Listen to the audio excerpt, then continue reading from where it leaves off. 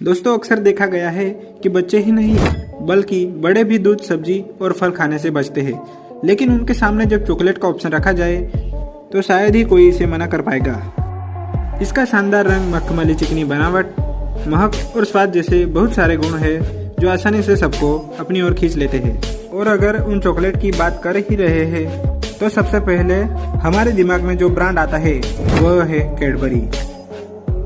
यूँ तो बाजार में आपको बहुत सारे चॉकलेट मिल जाएंगे, लेकिन कैडबरी जैसा कोई भी नहीं है। इस चॉकलेट को टक्कर देने वाला इसके आसपास भी नजर नहीं आता। और इसके स्वाद के साथ साथ इसकी स्टोरी भी बहुत इंटरेस्टिंग है, जिसे जानकर आपको बहुत मजा आने वाला है। तो आइए जानते हैं कैडबरी चॉकलेट की सफलता की कहानी। दोस्तों, कहानी की शुरुआत होती है जॉन कैडबरी नाम के एक बच्चे से, जिनका जन्म करीब 216 साल पहले ब्रिटेन के बर्मिंघम में हुआ था।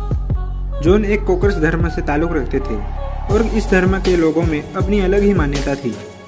वे चर्च या फिर किसी भी धार्मिक संस्थाओं से जुड़े नहीं थे। उनको ईश्वर और अपने बीच किसी की भी मौजूदगी पसंद नहीं थी। अपनी अलग मान्यता होने के कारण उन्हें दूसरे समाज में अलग ही नज़रिए से देखा जाता था। ना ही उन्हें अच्छे स्कूल में दाखिला मिलता था, ना ही उन्हें कोई जॉब, यहाँ तक कि सेना में भी वह नहीं जा सकते थे। उनके पास एक ही ऑप्शन था, खुद का बिजनेस करना। इसीलिए लोकल एरिया के स्कूल में पढ़ाई करने के बाद जॉन कैडबरी अपने घर के खर्चे निकालने के लिए एक कॉफ़ी शॉप पर काम करते थे। धीरे धीरे पैसे इकट्ठे करके 1824 में उन्होंने अपना खुद का दुकान खोला, जहां वे कॉफ़ी, चाय और चॉकलेट ड्रिंक बेचा करते थे। अगले कुछ सालों के एक्सपीरियंस के बाद उन्हें पता चला कि चाय और कॉफ़ी से ज़्यादा उनके चॉकलेट ड्रिंक को लोग ज़्यादा पसंद कर रहे हैं।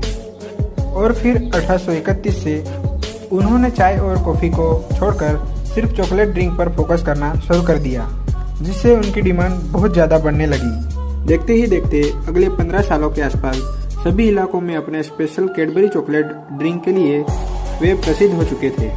आगे चलकर 1847 में जॉन ने अपने भाई बेंजामिन को भी इस रिसर्च में शामिल कर लिया। फिर दोनों ने मिलकर ब्रीड स्ट्रीट में एक बहुत बड़ा कारखाना खोला। दोस्तों, कैडबरी शुरू से ही अपनी क्वालिटी के लिए जानी जाती है। इसीलिए 1854 में रानी विक्टोरिया ने उनके कंपनी को रॉयल वारंट का सर्टिफिकेट दिया। रॉयल वारंट का सर्टिफिकेट सिर्फ उन्हीं उत्पादकों को मिलता था जिनकी क्वालिटी बहुत ही अच्छी होती थी, और उन उत्पादकों को राजा और महाराजा भी अपने प्रयोग में लिया करते थे।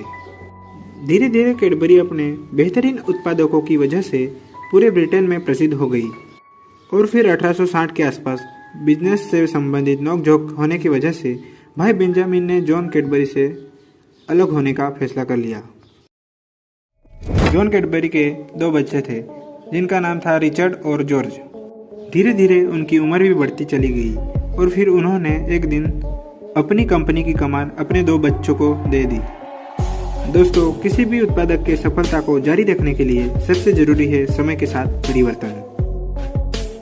इसीलिए रिचर्ड और जॉन अपनी कंपनी की कमान संभालते बहुत सारे नए परिवर्तन किए और वे काफ़ी हद तक सफल भी रहे।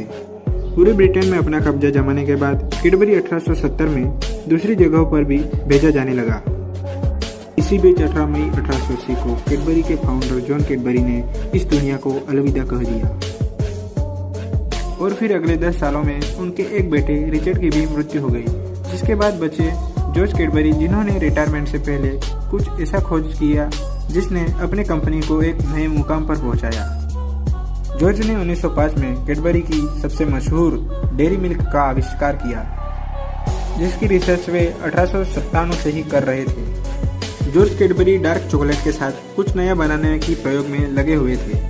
उन्होंने चॉकलेट पाउडर में चीनी और दूध मिलाया और इस मिक्सर को चखा तो इसमें कमाल का स्वाद था, और जब इसे सुखाकर चखा गया तो स्वाद और भी जबरदस्त था। 1948 में आज़ादी के ठीक 1 साल बाद कैडबरी ने भारत में दस्तक दी। अगर पूरी दुनिया की बात करें तो 50 से भी ज़्यादा देशों में कैडबरी चॉकलेट का बोलबाला है। उम्मीद है आपको कैडबरी की यह सक्सेस स्टोरी जरूर अच्छी लगी होगी।